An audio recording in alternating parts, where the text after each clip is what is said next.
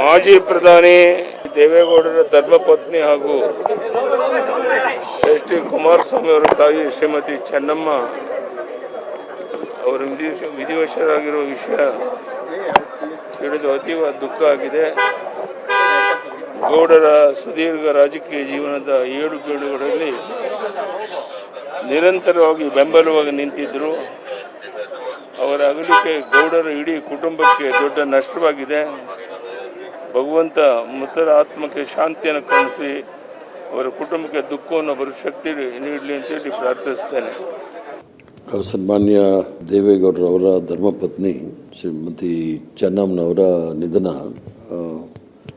ಕೇವಲ ಅವರ ಕುಟುಂಬಕ್ಕಲ್ಲ, ಇಡೀ ರಾಜ್ಯದಲ್ಲಿ ಒಂದು ಸುದೀರ್ಘ ರಾಜಕೀಯ ಜೀವನದಲ್ಲಿ ಒಂದು ಮಾದರಿಯಾಗಿದ್ದಂಥ ಮಹಿಳೆ.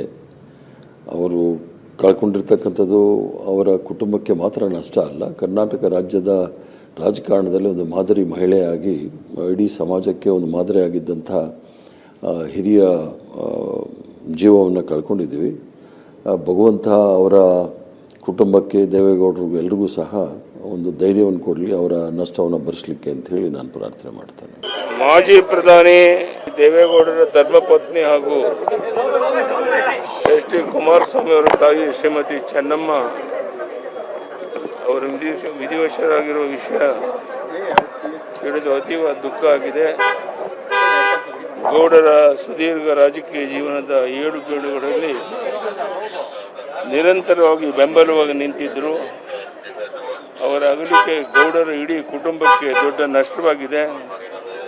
ಭಗವಂತ ಮೃತರ ಆತ್ಮಕ್ಕೆ ಶಾಂತಿಯನ್ನು ಕರುಣಿಸಿ ಅವರ ಕುಟುಂಬಕ್ಕೆ ದುಃಖವನ್ನು ಬರುವ ಶಕ್ತಿ ನೀಡಲಿ ಅಂತೇಳಿ ಪ್ರಾರ್ಥಿಸ್ತೇನೆ.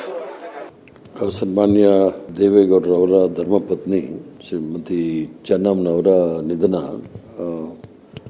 ಕೇವಲ ಅವರ ಕುಟುಂಬಕ್ಕಲ್ಲ, ಇಡೀ ರಾಜ್ಯದಲ್ಲಿ ಒಂದು ಸುದೀರ್ಘ ರಾಜಕೀಯ ಜೀವನದಲ್ಲಿ ಒಂದು ಮಾದರಿಯಾಗಿದ್ದಂಥ ಮಹಿಳೆ.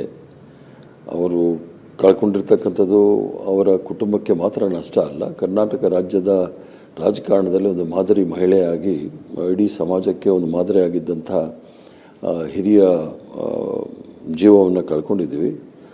ಭಗವಂತ ಅವರ ಕುಟುಂಬಕ್ಕೆ, ದೇವೇಗೌಡರಿಗೂ ಎಲ್ರಿಗೂ ಸಹ ಒಂದು ಧೈರ್ಯವನ್ನು ಕೊಡಲಿ, ಅವರ ನಷ್ಟವನ್ನು ಭರಿಸಲಿಕ್ಕೆ ಅಂತ ಹೇಳಿ ನಾನು ಪ್ರಾರ್ಥನೆ ಮಾಡ್ತೇನೆ.